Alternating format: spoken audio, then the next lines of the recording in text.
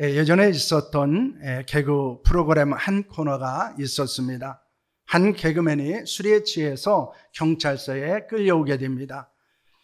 그리고 경찰서에서 국가가 나한테 해준 것이 뭐냐고 소리를 지르다가 뜬금없이 이런 이야기를 합니다. 1등만 기억하는 더러운 세상이라고 하는 말을 합니다. 그 멘트는 어쩌면 우리 사회의 많은 것들을 시사해 주고 있고 또한 많은 생각들을 가지게 하는 것일 수 있습니다.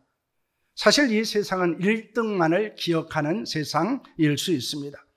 1등만에게 박수를 보내고 있습니다. 최고가 되지 못한다면 실패한 인생으로 때로는 낙인을 찍기도 하고 때로는 스스로 인생의 낙오자로 자책을 하기도 하는 그런 삶이 우리 가운데 있기도 합니다. 그런데 세상 사람들만 1등이 되고 싶어 할까요? 최고가 되고 싶어 하는 것은 세상 사람들이고 우리는 전혀 상관이 없는가라고 하는 것입니다. 그렇지 않을 수 있습니다. 우리 안에도 1등 하고 싶은 생각이 있고 최고가 되는 욕망도 가지고 있다는 것입니다. 그런데 오늘 본문에서 우리는 최고가 싶어 하는 사람을 만나볼 수 있게 됩니다. 그는 누구입니까? 그 사람은 아브라함의 손자요 이삭의 아들이요 그리고 요셉의 아버지인 야곱입니다. 그의 인생은 최고가 되기 위해서 몸부림을 치는 삶이었습니다. 그는 자신이 원하는 것을 얻기 위해서 수단과 방법을 가리지 않았던 사람이기도 했습니다. 그로 인해서 많은 고난을 겪기도 했고 때로는 그것 때문에 하나님으로부터 징계를 받기도 했던 사람이기도 했습니다. 그런 야곱의 모습이 우리를 너무 닮았다는 것입니다. 아니, 우리가 야곱의 모습을 너무 닮았기 때문에 때로는 인간적인 연문을 느끼기도 하고 때로는 안타까움을 갖기도 합니다. 야곱은 어떤 사람이었다고 성경은 말씀하고 있습니까? 이사야서 41장 14절 말씀입니다. 함께하며 벌을 같은 너 야곱아 너희 이스라엘 사람들아 두려워하지 말라. 나 여호와가 말하노니 내가 너를 도울 것이라. 내 구속자는 이스라엘의 거룩한 이인이라는 말씀을 하고 있습니다. 물론 여기에서 이 야곱은 이스라엘을 말하고 있지만은 이 야곱을 가리켜서 버러지와 같은 사람이다 이렇게 말씀하고 있습니다. 그는 벌레와 구더기와 같은 존재였다라는 것입니다. 그런 야곱을 어떻게 하셨습니까? 하나님께서 구속하셨습니다. 하나님께서 변화시키셨습니다. 그리고 하나님의 영광을 위한 자로 사용하셨던 것들을 성경은 우리에게 말씀하고 있습니다. 그의 이름을 따서 존귀한 하나님의 백성 이스라엘 민족을 삼으셨습니다. 그것은 하나님의 은혜로 인한 것입니다. 이번 주부터 야곱에 대해서 저희들이 함께 말씀을 나누려고 합니다. 버러지 같은 야곱을 하나님이 어떻게 변화시키셨는가? 그에게 행하신 하나님의 거룩한 역사는 무엇이었는가? 라고 하는 것입니다. 우리도 야곱과 같은 거룩한 변화를 좀 경험했으면 합니다. 하나님은 끊임없이 야곱을 변화시키는 것을 우리에게 보여줍니다. 야곱의 변화는 한 번에 일어나지 않았습니다. 그의 변화는 많은 시간이 필요했고 많은 실패를 경험하기도 했고 많은 고난 가운데서 그가 거룩한 변화를 경험하며 하나님의 원하시는 사람으로 하나님을 위해서 헌신할 수 있는 사람으로 되어진 것을 우리는 볼 수 있습니다. 우리는 무엇에서 야곱이 최고가 되고 싶어하는 것을 발견할 수 있습니까? 첫째는 야곱의 출생입니다. 아브라함은 이삭을 낳았고 이삭은 40세에 밧단 아람 족속 중 부두엘의 딸이며 아람 족속 중 라반의 누이였던 리브가와 결혼을 하게 됩니다. 그런데 어떤 일이 있었습니까? 21절 말씀입니다. 함께합니다. 이삭의 그의 아내가 임신하지 못함으로 그를 위하여 여호와께 간구하며 여호와께서 그의 간구를 들으셨으므로 그의 아내 리브가가 임신하였더니 라는 말씀을 하고 있습니다. 이삭과 리브가는 아브라함과 사라처럼 결혼을 했지만 임신을 하지 못했습니다. 이삭은 리브가를 위해서 하나님께 간절히 기도합니다. 하나님은 생명과 태를 주관하시는 분이셨습니다. 그 하나님께 기도하는 것이 믿음입니다. 우리에게는 소망은 어디에 있습니까? 절망적인 상황에서 절망하는 것이 아니라 하나님 앞에 기도하는 데 있는 것입니다. 어떤 상황과 환경에서도 기도하는 것을 멈추지 않는 것이 믿음이라는 것입니다. 기도하기 위해서 꿇는 무릎에 강력한 능력이 있다는 사실을 믿으시기를 바랍니다. 하나님의 은혜와 이삭의 간구로 인해서 리브가가 임신을 하게 됩니다. 그것도 아들 쌍둥이를 잉태하게 됩니다. 리브가가 아들을 출산했을 때는 이삭의 나이가 60살이라고 말합니다. 그렇다면 이삭은 20년간 기도하고 응답을 받았다는 것을 우리에게 말씀하고 있습니다. 하나님의 때가 되어야 우리의 기도도 응답됩니다. 하나님의 역사도 이루어지는 것을 봅니다.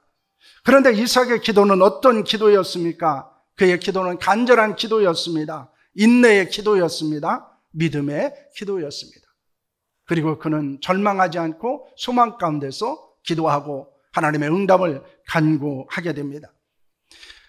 우리에게도 이런 간절한 기도가 있기를 원합니다. 이런 믿음과 인내의 기도가 있기를 소망합니다. 그리고 그 기도 가운데 하나님의 응답의 역사가 일어나기를 바랍니다. 20년 만에 잉태된 태아가 태중에서 서로 다투게 됩니다. 그러자 리브가는 어떻게 했습니까? 22절 말씀입니다. 함께합니다. 그 아들들이 그의 태속에서 서로 싸운지라 그가 이르되 이럴 경우에는 내가 어찌할꼬 하고 가서 여호와께 묻자온대 라는 말씀을 합니다. 리브가가 하나님께 물은 것은 육체적 괴로움이었을 것입니다.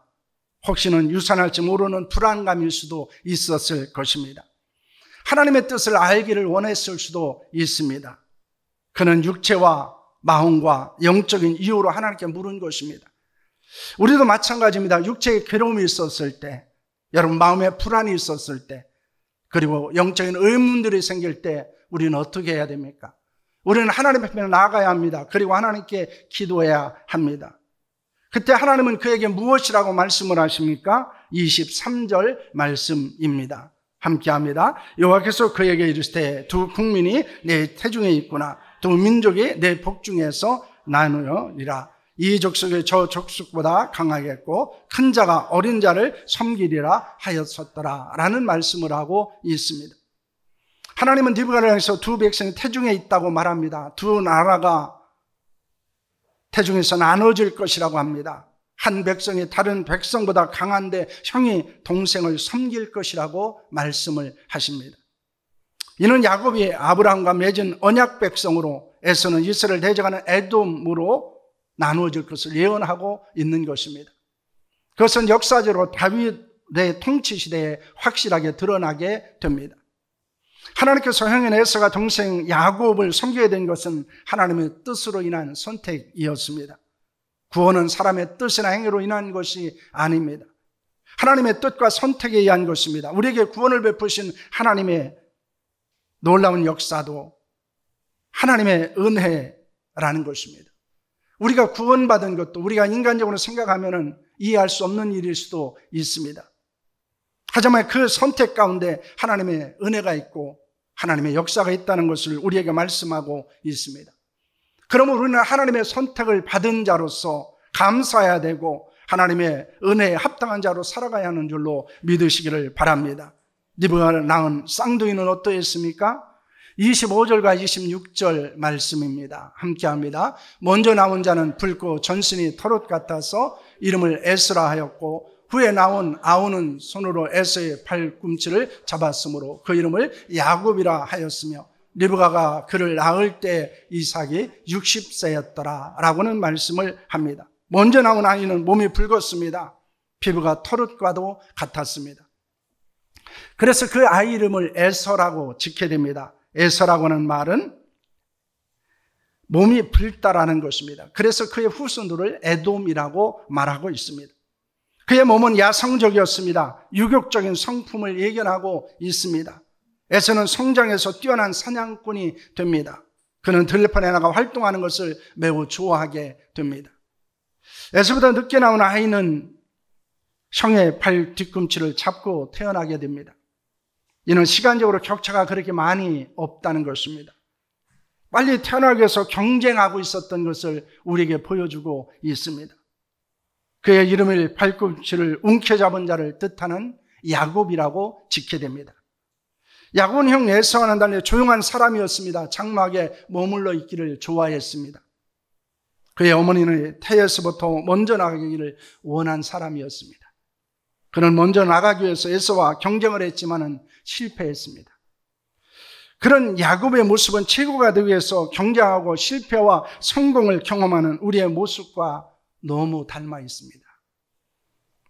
우리 인생은 최고가 되기 위해서 끊임없이 경쟁을 합니다. 태어나면서 형제들과의 경쟁을 시작한다고 말합니다. 학교에 들어가면 동료들과 경쟁이 시작됩니다. 직장에 들어가면 같은 직원들과도 경쟁을 해야 됩니다. 어쩌면 우리의 인생은 이 경쟁이 끝나지 않은 삶을 살아가는 것일 수도 있습니다.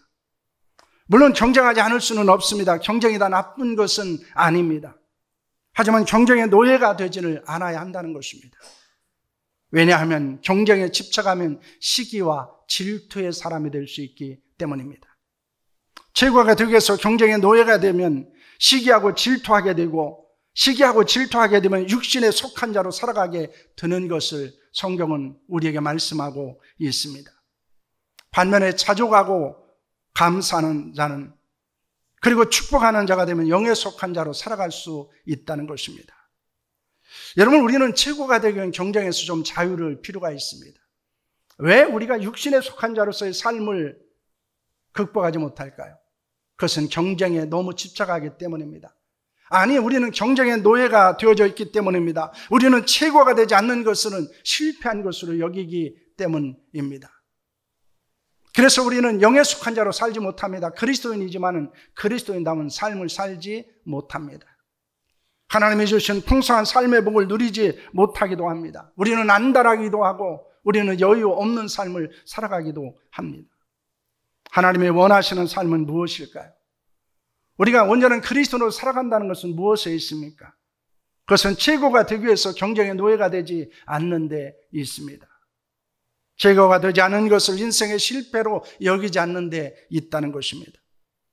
여러분, 최고가 되기 위해서 여러분 경쟁의 노예가 혹시 되어져 있지는 않습니까? 그것 때문에 끊임없이 여러분 시기하고 질투하는 삶을 살고 있지는 않습니까?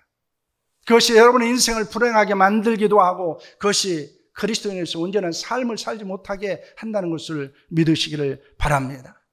그러므로 우리는 하나님의 은혜에 감사하는 자로 살아야 합니다. 자족하는 삶을 살아야 됩니다. 그리고 다른 사람을 오히려 축복하는 자로 살아야 한다는 것을 믿으시기를 바랍니다. 그럴 때 우리에게 진정한 그리스도인의 삶이 있고 우리의 삶을 통해서 하나님의 영광을 드러내는 자로 살 수 있다는 것입니다. 그런데 야곱은 경쟁의 노예가 돼서 평생을 살아갑니다. 그는 성공의 노예가 되어서 평생을 살아가게 됩니다. 그래서 끊임없이 다투기도 하고 끊임없이 시기하기도 하고 끊임없이 질투하며 그의 인생을 살아가게 됩니다.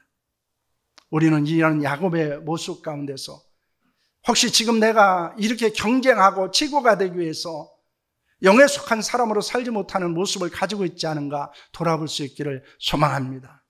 하나님의 주신 은혜 안에서 좀 더 여유 있게 살기를 원합니다. 좀 더 다른 사람을 축복하며 하나님이 주신 은혜에 감사하는 삶이 우리 가운데 있기를 소망합니다. 둘째는 장자의 명분입니다. 에서는 들에 나가 사냥을 하는 것을 좋아했습니다. 야곱은 집에서 생활하는 것을 좋아합니다. 오늘 야곱이 죽을 쑤었을 때 에서가 사냥을 하고 피곤하고 시장이 들어서 집에 돌아오게 됩니다. 에서는 야곱을 향해서 붉은 죽을 달라고 요청합니다. 이에 야곱과 에서 사이에 어떤 일이 있었습니까? 31절 32절 말씀입니다. 함께합니다. 야곱이 이르되 형의 장자의 명분을 오늘 내게 팔라. 에서가 이르되 내가 죽게 되었으니 이 장자의 명분이 내게 무엇이 유익하리요? 라는 말씀을 하고 있습니다. 야곱은 주간 그릇과 형 에서의 장자의 명분을 바꾸자고 제안을 합니다. 에서는 시장에 죽게 되었는데 장자의 명분이 뭐 그리 유익한 것이냐라고 말합니다. 장자의 명분은 장자의 상속권을 말합니다. 그것은 언약권과 자선권과 축복권이 있다는 것을 말합니다. 그 장자는 가정의 대표자로서 하나님과의 언약의 대표자가 됩니다. 그리고 이 장자는 다른 아들들보다 2배를 유산을 상속받을 수 있게 됩니다. 그리고 이 장자는 다른 사람, 특히 자녀들을 축복하는 권세를 얻게 됩니다. 야곱은 장자의 명분이 주는 특권과 축복을 알고 있었습니다. 그래서 붉은 죽 한 그릇으로 그것을 얻으려고 한 것입니다. 에서는 야곱의 요구에 망설이지 않습니다. 맹세를 합니다. 그리고 장자의 명분을 팔아넘기게 됩니다. 성경은 에서의 행동에 대해서 어떤 평가를 내리고 있습니까? 34절 말씀입니다. 함께합니다. 야곱이 돛과 팥죽을 에서에게 주매 에서가 먹으며 마시고 일어나 갔으니 에서가 장자의 명분을 가볍게 여기었더라 라고 말합니다. 여러분, 우리가 주의해서 보아야 될 단어가 있습니다. 장자의 명분을 가볍게 여기었더라 라고 하는 것입니다. 야곱은 에서가 원하던 죽만 아니라 떡도 줍니다. 이에 에서는 먹고 마시고 일어나 갔습니다. 그것으로 에서는 하나님이 주신 장자의 명분을 잃어버리게 됩니다. 에서가 그렇게 행동한 것은 무엇 때문입니까? 그것은 장자의 명분을 가볍게 여겼다라는 것입니다. 이 가볍게 여겼다라고 하는 것의 원어적인 의미는 업신여겼다, 경멸했다라고 하는 뜻을 갖고 있습니다. 에서는 오로지 먹을 것만 보았습니다. 자신이 원하는 것을 얻기 위해서 하나님이 주신 것을 가볍게 여겼습니다. 귀하게 여기지 않았습니다. 이는 육신적인 필요와 만족을 위해서 영적인 필요와 만족을 포기한 것입니다. 하나님이 우리에게 주신 많은 것들이 있습니다. 그런데 우리는 그것을 귀한 것으로 여기지 않습니다. 너무 가볍게 여기도 하고 때로는 당연한 것으로 여기게 됩니다. 그럼 우리는 그것을 헐값에 넘기게 됩니다. 그것을 아주 가치 없는 것으로 여기게 됩니다. 여러분, 우리 인간의 가치를 나누는 것에 있어서 존재 가치가 있고 기능 가치가 있고 필요 가치가 있습니다. 이 기능 가치라는 것은 어떤 것에 대해서 그 기능을 다 하느냐 다 하지 못하느냐에 따라서 평가하는 것입니다. 그 기계 같은 것을 그 기능을 다 하지 못하면 어떻습니까? 그냥 버리게 됩니다. 필요 가치라는 것은 내게 그것이 필요한가 필요하지 않은가입니다. 내게 그것이 유익한가 유익하지 않은가에 따라서 그 존재를 평가하는 것입니다. 그런데 존재 가치가 있습니다. 그것은 존재하는 그 자체로 가치가 있는 것입니다. 그런데 하나님이 주신 것은 존재 가치입니다. 우리의 가치는 어디에 있습니까? 우리가 하나님의 형상을 닮은 존재라는 데 있다는 것입니다. 우리가 다른 사람을 존중해야 되는 이유도 어디에 있습니까? 우리는 다른 사람을 기능이나 아니면 필요 가치로 평가하게 되면 그 사람이 내게 필요 없거나 쓸모없게 되면 그 사람을 버리게 됩니다. 그리고 그 사람을 떠나게 됩니다. 그런데 우리는 사람을 바라볼 때, 그리고 우리 자신을 바라볼 때 우리는 존재 가치 가운데서 바라봐야 합니다. 왜냐하면 하나님의 형상으로 지음받은 존재이기 때문입니다. 거기에 궁극적인 가치가 있다는 사실을 여러분 믿으시기를 바랍니다. 그런데 우리가 이 존재 가치에 머물러 있지 않으면 하나님이 주신 것을 소중히 여기지 못하게 된다는 것입니다. 다른 것과 비교하게 되고, 그리고 자신의 필요를 위해서 하나님이 주신 것을 소중히 여기지 못하게 만들 수도 있기 때문입니다. 여러분, 히브리서 기사는 이것을 무엇이라고 말하고 있습니까? 히브리서 12장 15절과 16절 말씀입니다. 함께합니다. 너희는 하나님의 은혜에 이르지 못하는 자가 없도록 하고 또 쓴뿌리가 나서 괴롭게 하여 많은 사람이 이로 말미암아 더럽게 되지 않게 하며 음행하는 자와 혹 장자의 명분을 파는 에서와 같이 망령된 자가 없도록 살피라 라는 말씀을 하고 있습니다. 여러분, 여기에서 히브리서 기자는 에서의 행동에 대해서 뭐라고 말합니까? 망령된 자였다라고 말합니다. 망령되었다라는 것은 하나님을 업신여겼다라는 것입니다. 여러분, 그러므로 단순히 그가 장자의 명분을 넘긴 것은 자신의 필요를 위한 것이 아니고 그것은 하나님을 가볍게 여기고 하나님을 무시했기 때문이었습니다. 하나님의 은혜를 알고 하나님의 축복을 알고 어떤 상황이나 환경에서도 그것을 가볍게 여기지 않는 자들이 될 수 있기를 원합니다. 그럴 때 우리는 하나님의 영광을 위해서 쓰임받는 자들로 살아갈 수 있는 것입니다. 우리에게 있는 것이 얼마나 소중한 것이 모릅니다. 하나님의 은혜로 주셨기 때문에 우리는 그것의 소중함을 모르고 있을 뿐이지 그것은 너무나 소중한 것입니다. 왜냐하면 소중하신 하나님이 우리에게 주셨기 때문입니다. 그것을 통해서 하나님의 역사가 일어나기 때문입니다. 야곱은 장자의 명분을 얻기 위해서 형의 연약함을 이용하게 됩니다. 사람들은 최고가 되기 위해서 자신이 원하는 것을 얻기 위해서 다른 사람의 연약함을 이용합니다. 다른 사람의 위기를 자신의 유익을 위한 기회로 삼기도 합니다. 그것이 인간적으로는 지혜로운 행동 같습니다. 잘하는 것 같습니다. 그러나 하나님이 기뻐하시는 삶은 아닐 수 있다는 것입니다. 우리가 주목해야 되는 것은 무엇일까요? 우리가 원하는 것에 관심을 두는 것이 아닙니다. 그 관심이 하나님이 원하시는 거에 더 많은 관심을 가지고 있어야 합니다. 우리는 야곱을 계속해서 살펴볼 것입니다. 그런데 야곱의 인생의 전반기에는 자신이 원하는 것을 위해서 삽니다. 그것을 얻기 위해서 몸부림을 칩니다. 그것을 얻기 위해서 수단과 방법을 가리지 않습니다. 하나님도 속이기도 하고 아버지를 속이기도 합니다. 그런데 그것이 그의 인생을 행복하게 만들지 않았습니다. 그가 하나님 안에서 풍성한 삶의 복을 누리지 못하게 만들었습니다. 여러분, 스가레티 포움이 지은 책이 있습니다. 깨어짐이라고 하는 책입니다. 이 책은 야곱의 깨어짐을 통해서 육신의 사람에서 영의 사람이 되는 과정을 설명하고 있습니다. 그래서 야곱이라는 사람이 육신의 사람에서 어떻게 영의 사람이 되는가, 어떻게 그리스도 안에서 온전한 변화를 경험하는 자가 되는가에 대해서 말씀하고 있습니다. 제가 예전에 사서 읽었던 책이었는데 어제 들어가 보니까 절판이 되어 있더라고요. 여러분, 이 책의 부제는 이렇게 되어 있습니다. 풍성한 영적 생활의 비결이라고 말합니다. 우리는 하나님이 주신 많은 것들이 있습니다. 그러나 그것을 우리가 누리지 못하는 것, 우리가 풍성한 영적 생활을 경험하지 못하는 것은 무엇에 있을까요? 우리가 육신에 속한 자이기 때문입니다. 그런데 우리가 육신에 속한 자가 되지 않는 것 중에 하나가 무엇입니까? 최고가 되고 싶은 욕망이 깨어지는 것입니다. 그러면 경쟁의 노예가 되지 않을 수 있기 때문입니다. 시기하고 질투하는 인생을 살지 않을 수 있기 때문입니다. 다른 사람의 연약함을 이용하지 않을 수도 있고 다른 사람의 위기를 자신의 유익을 위한 기회로 삼지 않을 수 있기 때문입니다. 여러분, 야곱은 깨어졌을 때 하나님을 위해 헌신할 수 있었습니다. 야곱은 깨어졌을 때 하나님의 영광을 위해서 살 수 있었습니다.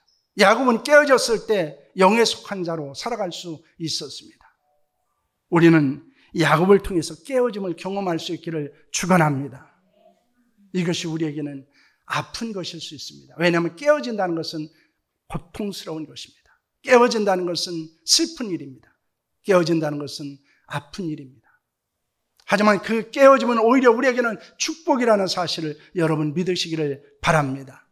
그리고 그 깨어짐의 시작은 야곱이 우리에게 교훈해 주고 있는 것은 무엇입니까? 최고가 되고 싶은 욕망을 버리는 것입니다. 그리고 겸손히 하나님의 은혜를 간구하는 자로 살아가는 것입니다.